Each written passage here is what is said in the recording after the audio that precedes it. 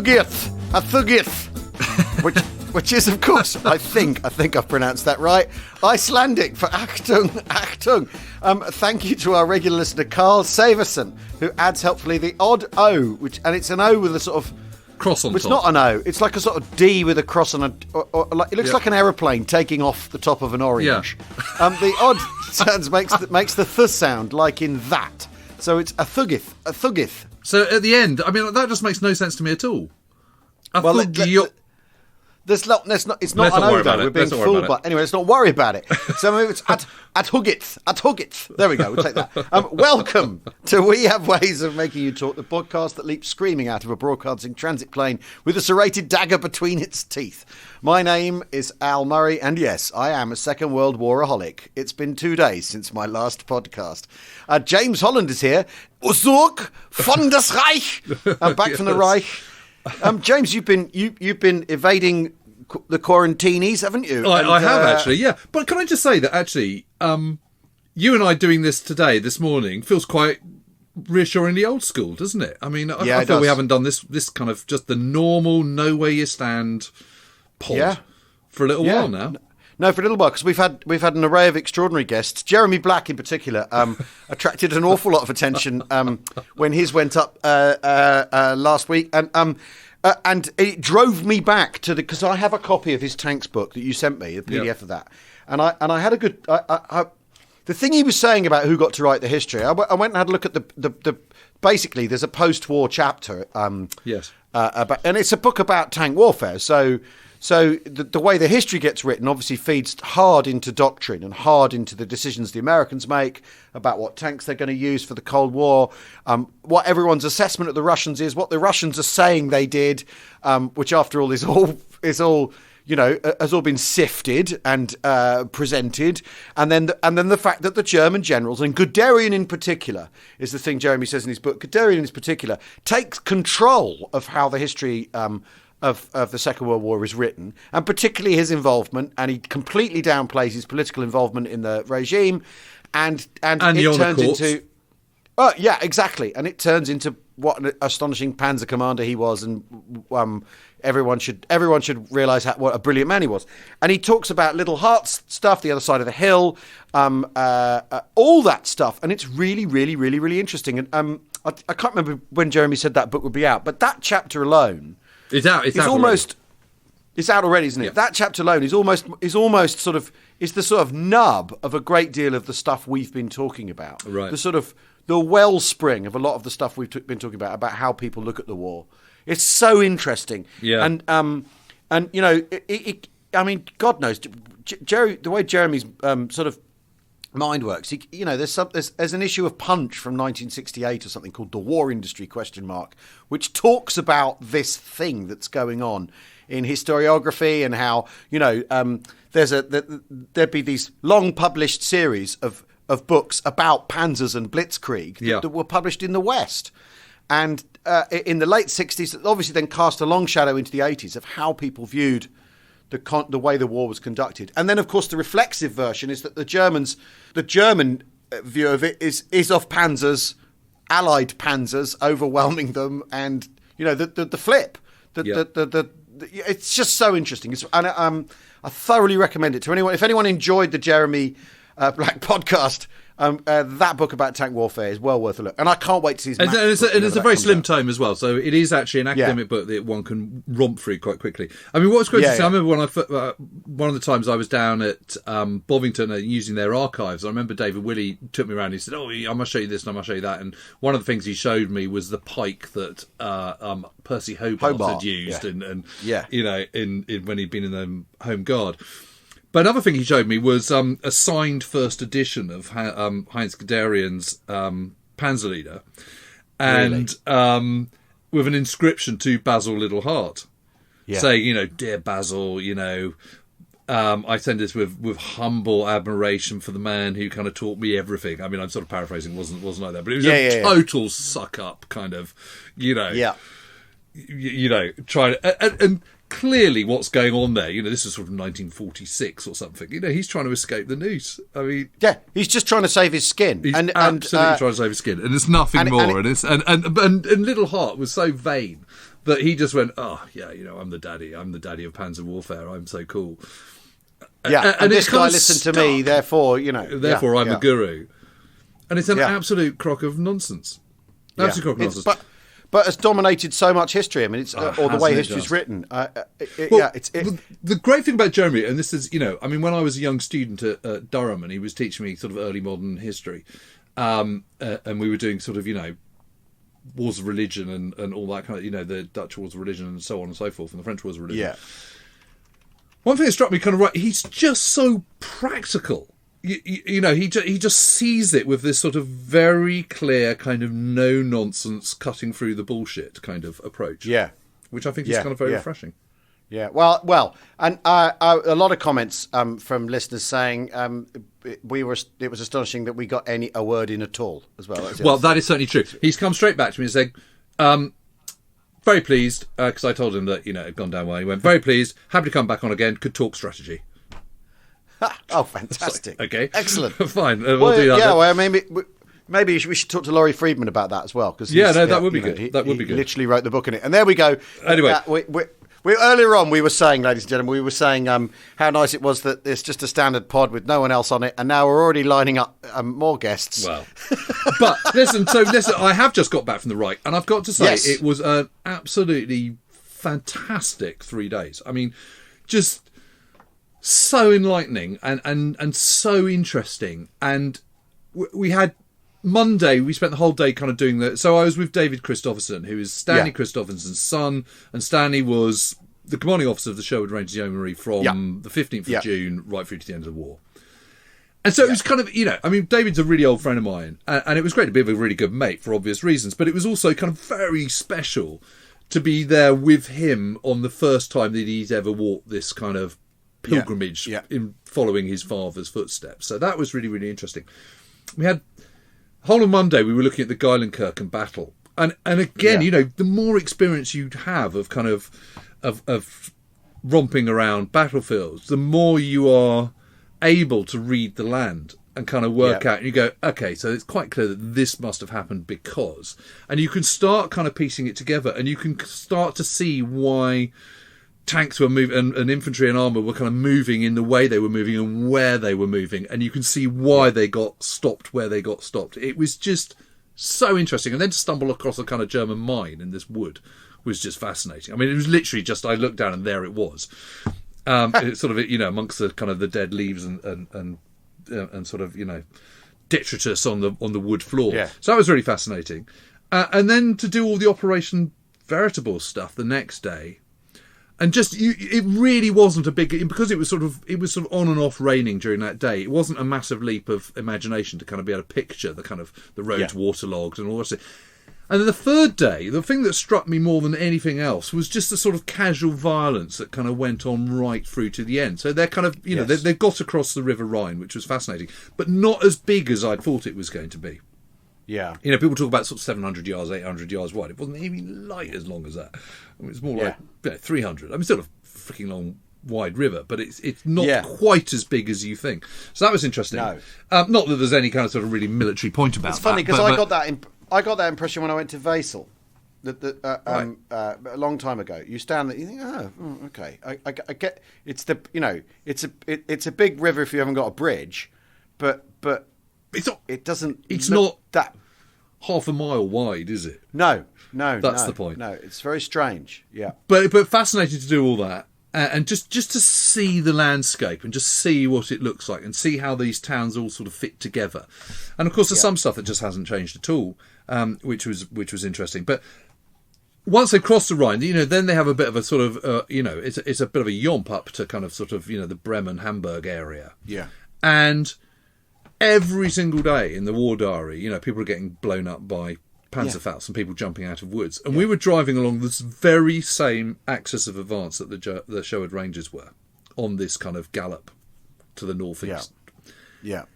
And literally every 3 miles there was another wood that you went through. of kind of pines, of oaks, of beeches, and all the rest of Yeah. it. And you could just see how there'd be, you come up in your tank, there's the log across the road, you stop to get out of it, boom, out comes some young Nazi with a Panzerfaust. Yeah.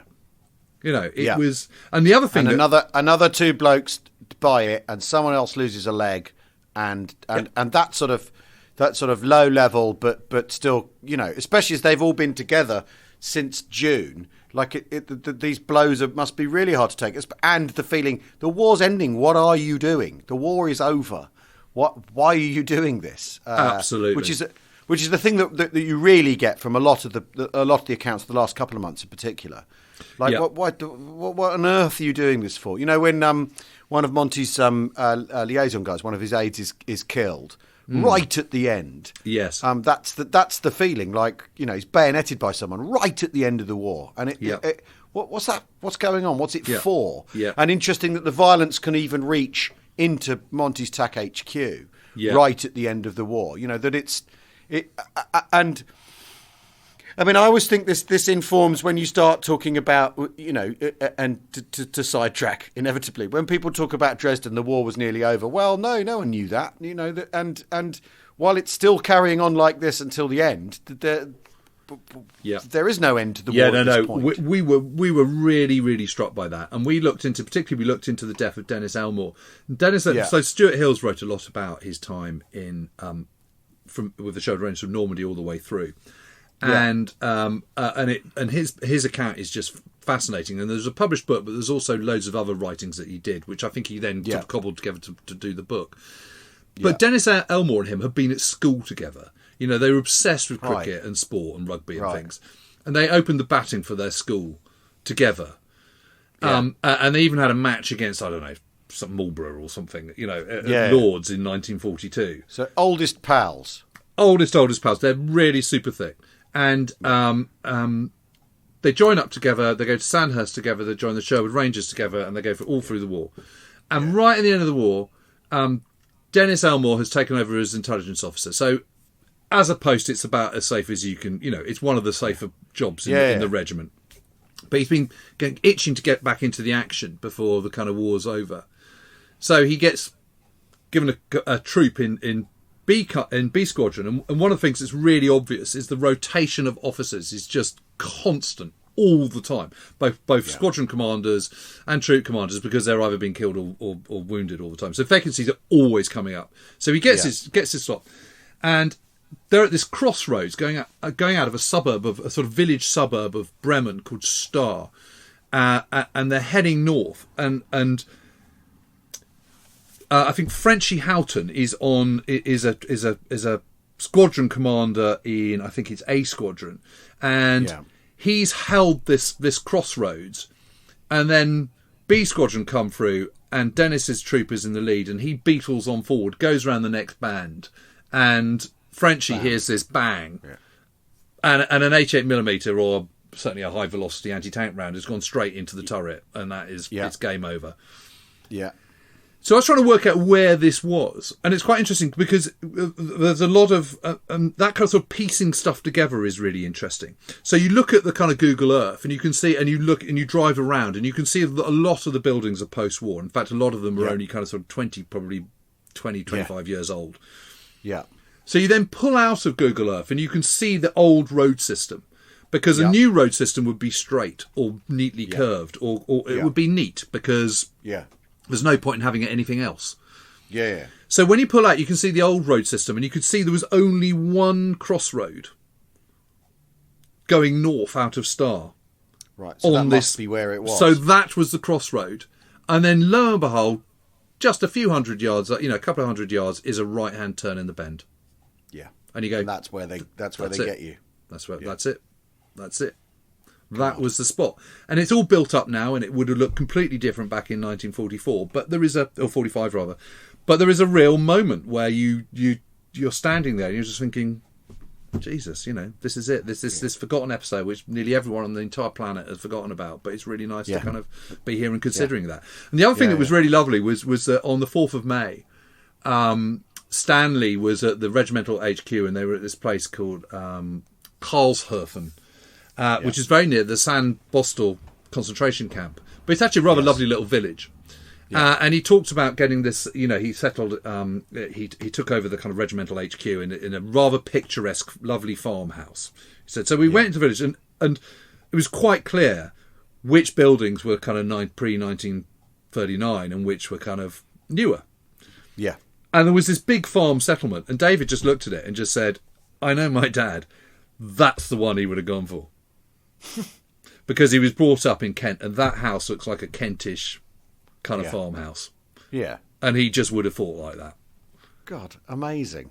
And we suddenly went, yeah, that makes sense, because here's some barns and outbuildings where you can put the rest of the regimental HQ, you can put your dingoes and your armoured cars and your Stuarts, and, you can see where you'd put all the tanks and everything. Yeah. And there was no other place in that entire village where they had that combination of decent-sized farmhouse where the officers and CEO can be, plus all the kind of outbuildings and all the rest of it. So it had to be that. I mean, you'll never know 100%. But on that evening of the 4th of May, he is expecting to have to go and drive up to take Bremerhaven. Yeah. So he is expecting the detailed orders of that action to go and take Bremerhaven. Yeah. Which actually sticks with your point. And a guy turns up, barely can contain himself, so I've got a message for you, sir. And it's been handwritten down. And Stanley's a bit irritated because it's been written down too quickly. And it's in not very good handwriting. And then he reads it. And it's a beautiful summer's evening, and the oak trees are just starting to bloom, and all this kind of stuff. It really is a lovely spot. And he reads it, and it says, no further action, no further firing, no further skirmishing as of 0800 tomorrow. The war in Germany is over. Amazing. And David was standing there, within 50 yards of where Stanley got that message. It was magic. It was absolutely magic. And then, just as we were leaving, we noticed this war memorial, which is very unusual in a German village, to the 1939-1945 conflict. It's like 35 names, 40 names on there. Really? Yeah. Amazing. Just for this one small village. And you suddenly think... Oh, yeah, because there's not a village in the whole of UK that doesn't have a war memorial with some names on it. Yeah. And you think, but that was kind of, 890,000 or killed or whatever it was in Britain. Yeah. In the First World War, 9 million in Germany. So, you think, okay, well, it probably would be. God, amazing. Yeah. So you're going to do more of these, more Sherwood Rangers trips then? You're going to piece well, hopefully, yeah. I mean, I've done all the Normandy stuff, but there's a bit more. Yeah. There's one thing, the crossing of the River Noireau, which is right at the end of the Normandy campaign, which I really, really want to do, and was a really tough fight for them all. And that's where that Stan Perry interview, he was talking about this, where he got wounded. But, we just can't go into France and Belgium and Holland at the moment. Were they in the van? Maybe by January or something. Were they in the van for the Great Swan, or had they been? Yeah. Right. They absolutely were. Yeah. Oh, amazing. Yeah. Oh, I can't. They spend an awful lot of time. So obviously they're supporting the 101st Airborne at Eindhoven. Yeah. But then after Market Garden, they are then attached to 82nd Airborne. Right. And Stanley and Gavin become, absolutely bezies. Really. And they have a joint memorial service in Nijmegen. Incredible. In 1990, or whatever it was. Incredible. Yeah. Incredible. Right. Well, brilliant. Well, so it was just amazing. That's what you've been up to. Yes. So what have you been up to? Writing jokes for Spitting Image has been my main, my main grind at the moment. Anyway, it was very funny. Spitfire Factory, which I did a load more of.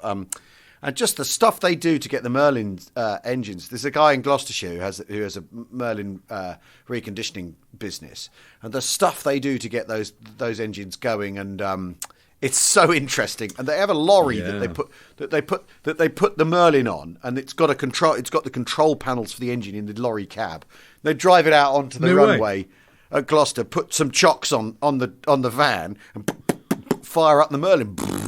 It's absolutely amazing. Wow. And run it, and they have to run it at full power for a certain amount of time and for an hour and all that sort of thing, and run it several times at half power, all this sort of stuff. How do they stop it from overheating if they're kind of running it out?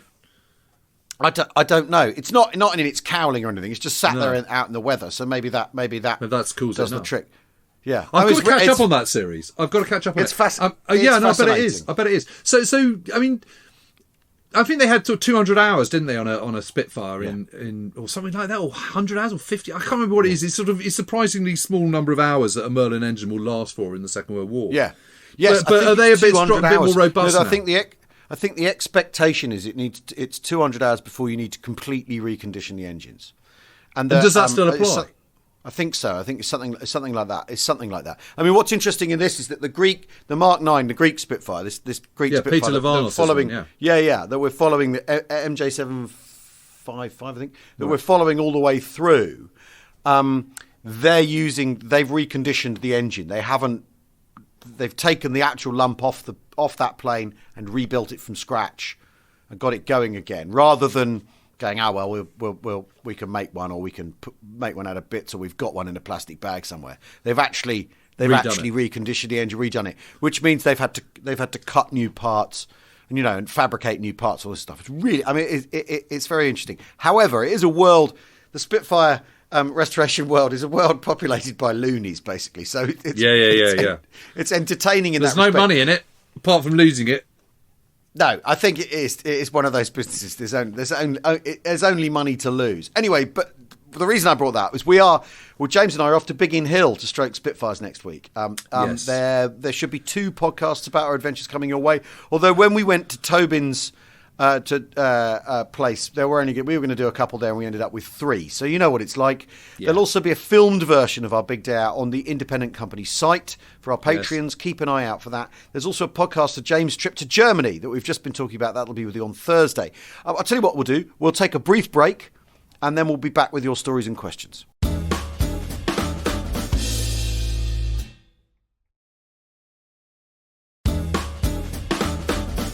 Welcome back to We Have Ways of Making You Talk with me, Al Murray, and James Holland. Whenever I go to Germany, I get stuck into the food because I really love German food. I know. It's terrible. I had a couple of Wiener Schnitzels, had a currywurst, Yeah, had good. Tons of beer, had schnapps. Yeah. I was absolutely wankered on Tuesday night. David's quite bad. He's got a sort of naughty glint in his eye, and he's saying, "Come on, Jimbo, we can't have you're not going to bed yet." And I was like, "Really?" And he said, "No." And I sort of go all weak and sort of pathetic and kind of succumb to peer pressure, even if it's from one fantastic. person. And the Jägermeister and all that kind of nonsense. Really? Oh, what we do? No, I'm Spätburgunder. Oh God, I love it. I love Spätburgunder. I love Spätburgunder. Yeah, and I'm a total sucker for schnitzel. The last time I went to Germany, when I went to Hamburg in February, I think I had schnitzel every meal. I think I'm just... all right. Was nix Zermürgen. I mean, right, so questions and stories. Schnitzels all around. Carl Severson, who sent us the Icelandic for Achtung with the it looks like an O, but it's like a plane taking off on top of it. Yes. Has a question. Hi there, fan from Iceland here. How about that? Wow. Yeah, we're a global reach. The occupation of Iceland by the Allied forces during the Second World War. What was the rationale, and was it worth it at the end of the day? Fun fact: did you know that Keflavik Air Base was the largest airfield airport in the world by the end of the war? That's interesting. I had heard that. It's sort of a bit like did you know that Cardiff was the second largest port in the world in 1900? Sort of things that you don't quite believe, but maybe it's true. Well, it makes perfect sense though, doesn't it? Because it's a hub, isn't it? Yes. A mega hub for transatlantic transport. But the rationale was that stop the Germans getting on it, and then you can control the Battle of the Atlantic more effectively. Yeah. And you've got a base, a kind of sort of a stopover base on the route back to England. So, well, and strictly speaking, the fun fact is the reason.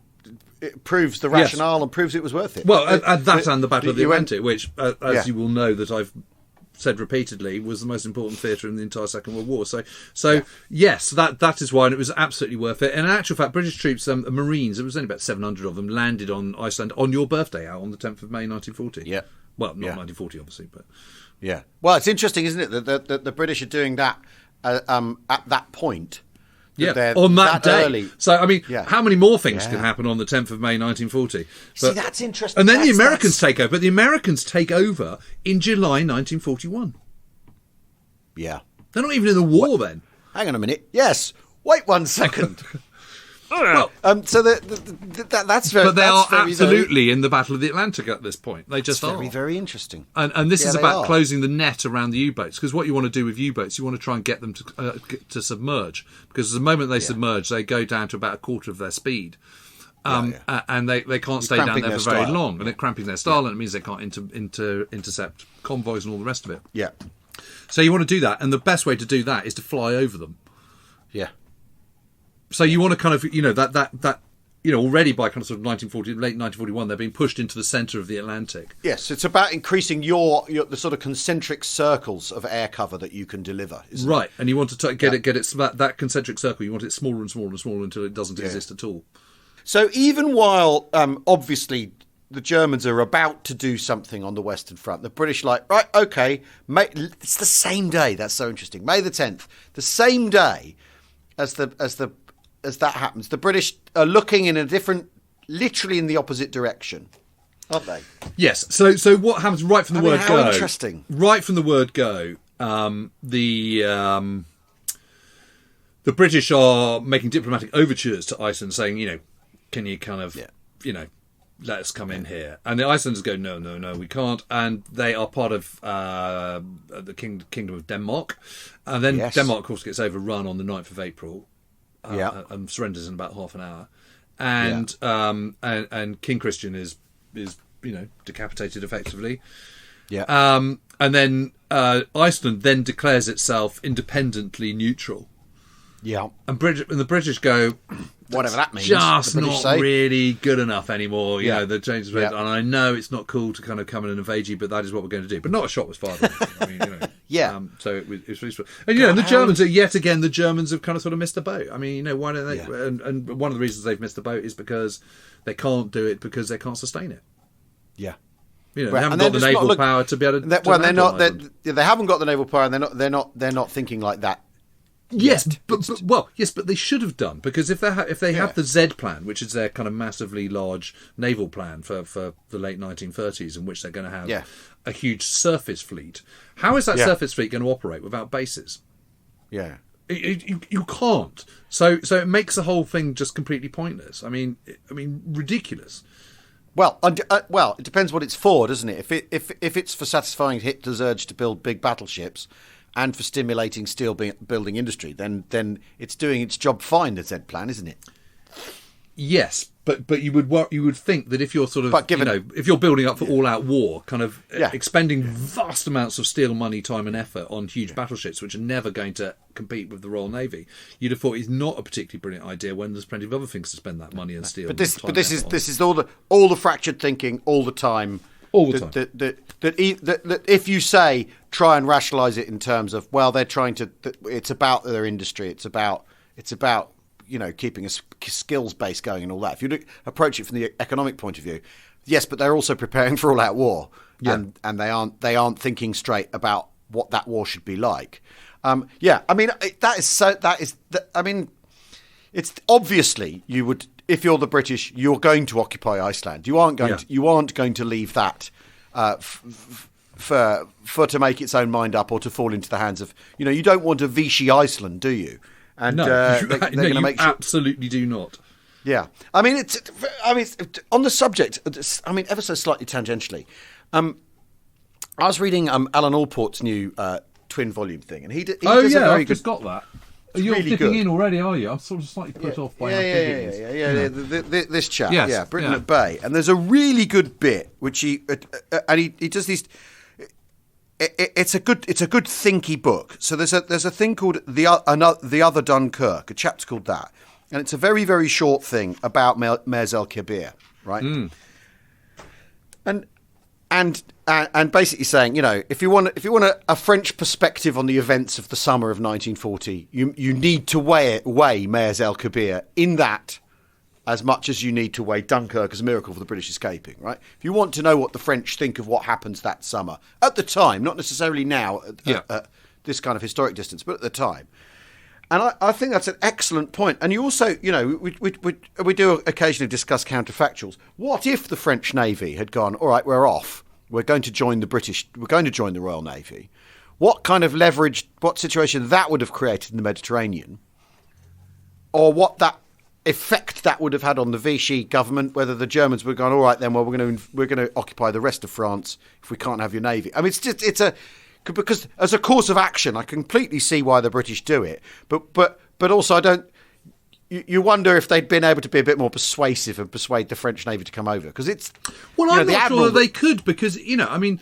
It's Somerville, isn't it, who opens fire? Yeah, and yes, Somerville is really good mates with the French admiral. I mean, they're pals. They've cooperated throughout the 1930s and done joint exercises. Yep. They know each other really well. Yeah. They've shared dinners, all that kind of stuff. Yeah.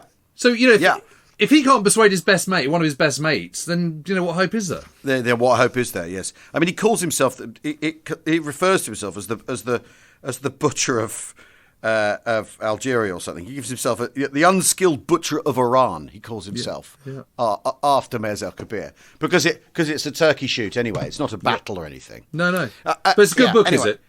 But it's very good, and it's really good because it's quite deliberately. You need to think about this from another way of looking at it. Yeah. Have another. So, but what's his overall thesis? I haven't finished it yet.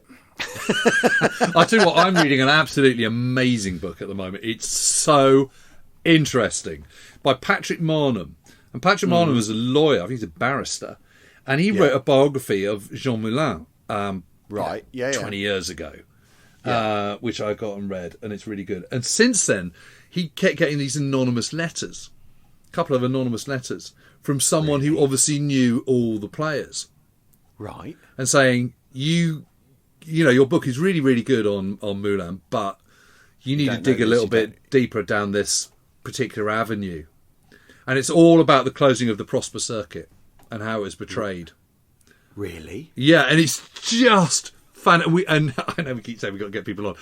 He's someone it's just so amazing, because he's gone at it with this kind of lawyer's forensic approach to kind of research and detail, and really piece it together, and it's obvious he's absolutely cracked it, and it's I mean, it's just so good. I mean, I've got to say it is the single best book I've ever read on the French Resistance. Really?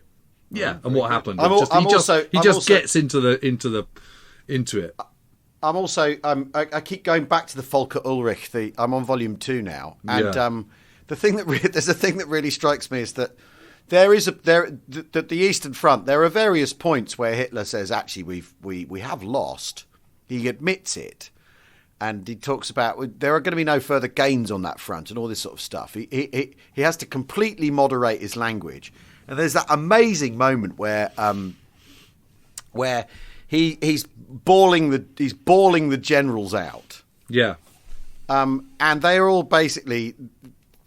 And he brings people in, and there's that his relationship with the high command is fascinating. So he promotes people, he fires people, and then makes them declare their loyalty. And when I think it is von Manstein gets up and goes, "We're all right behind you," and Hitler, and he's done it because he really believes that, and Hitler immediately takes it as a power grab. He immediately sees it as him trying to jump the queue, and it isn't because he isn't. He really, because there's a rhetorical pause, and he goes, "Mein Führer, we're all right behind you, mate." And Hitler takes it paranoidly. I mean, it's just so interesting how sort of baked Hitler is by the last 2 years of the war, because Morell's filling in with monkey gland juice and all that sort of thing. The pressure is completely overwhelming him, and he won't go to anything. He won't talk to anyone. He won't leave his bunker. He won't, And Goebbels ends up having to do a lot of the speechifying because Hitler just won't do it, because he knows that he can't go in. He knows he's lost. He can't go in public and talk to the public because he knows he's going to have to lie, and even Hitler can't do that. It's so well written. It's so good. It's brilliant. And someone asked me to recommend, or someone was asking for biography recommendations, and I said, that one, because it's especially. As Hitler the man, and what makes him tick, there's nothing to touch it, is there? Yeah. And the stuff about him being an actor is really the fascinating thing, that he lives his life as an actor.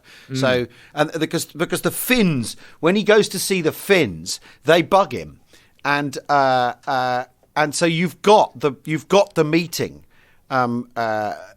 With Hitler switching into they've got him hanging around waiting, and he's going, I'm going to show these Finnish bastards, like whose boss, Germany's in charge. We're the ones in the driving seat. And then he's switched literally to like perfect diplomat, like completely perfect diplomatic language, handling the situation completely emolliently and getting what he wants out of it. It's so. It'd be fascinating to read a transcript of him of those bugged meetings. Yeah. Well, a lot of those, but a lot of the other meetings they have got transcripts for, and they're just we were talking about it the other day with relation to Sicily. But I mean, they are just fascinating because the language of all of them is just so.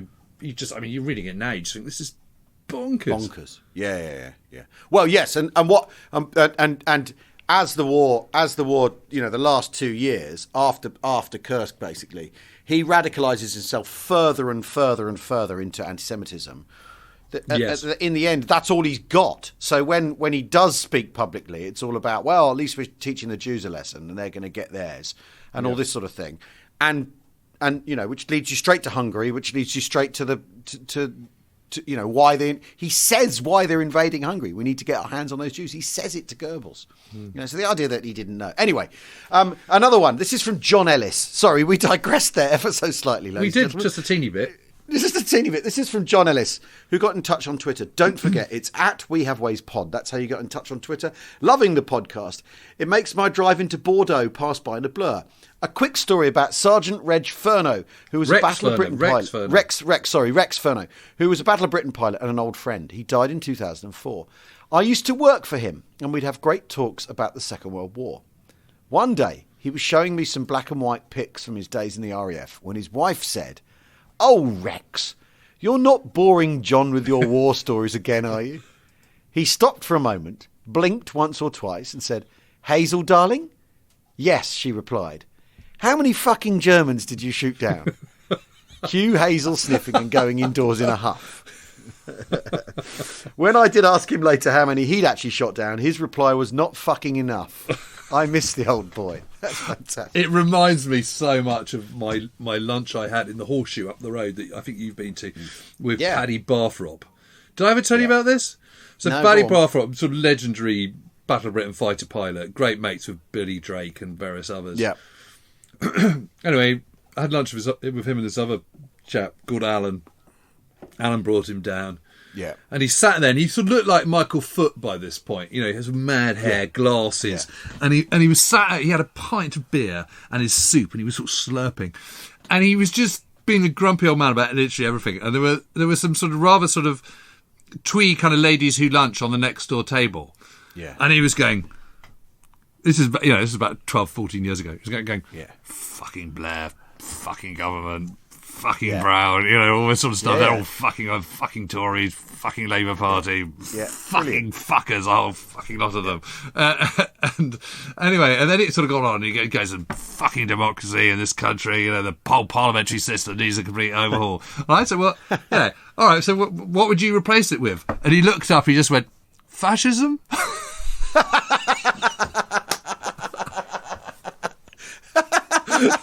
Oh, God. Oh, it's so funny. I was just crying with laughter. He was so funny. And he's one of these people, he's sort of been around the block, been there, done it. He had various businesses that kind of failed and then worked again. And I suppose he was in his 90s, late 80s by that point. And he just couldn't give a toss, He just said what he thought. It's just very funny. Amazing. Anyway. Here's another one from Al Allen. This is a cracker. He's a good friend of the pod.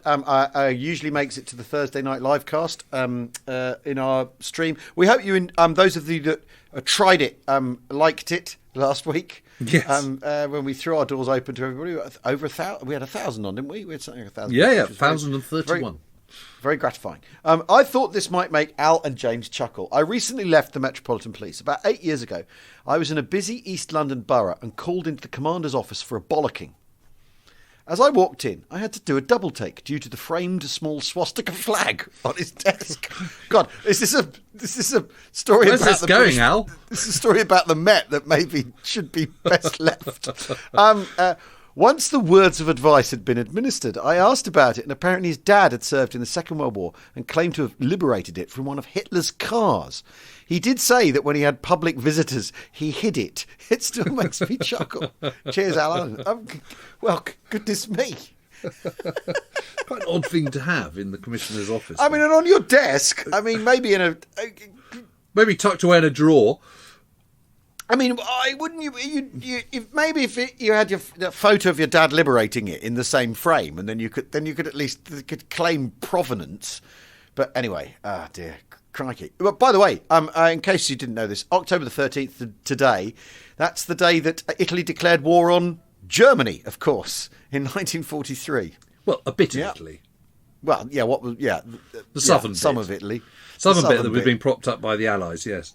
Yeah, but no one really. They didn't really have a choice, did they? I mean, let's be honest. No, and they didn't really have anything to offer either. And the Americans just said, "There's absolutely no way we're going to train these Italians. If you want to get the Italians involved, you're going to have to do it yourself, you Brits." So the British trained them. And actually, one of the guys who was looking after them was Lionel Wigram. Wigram, yes, yeah. And he then led them into battle and got killed. Yeah, that's right. Yeah. Okay, what else have we got? Rob Spencer. Good afternoon. As a member of the Independent Company, I would like to inform you I've been detached to the UN as of December for 6 months in Somalia. Wow. Could I possibly ask if Alan James could cover off what happened in the Horn of Africa during the war? All the best, Rob Spencer, RAF. Yeah, sure. Well, Somalia, there were 3 Somalias in those days, not one. There was French Somalia, British Somalia and Italian Somalia.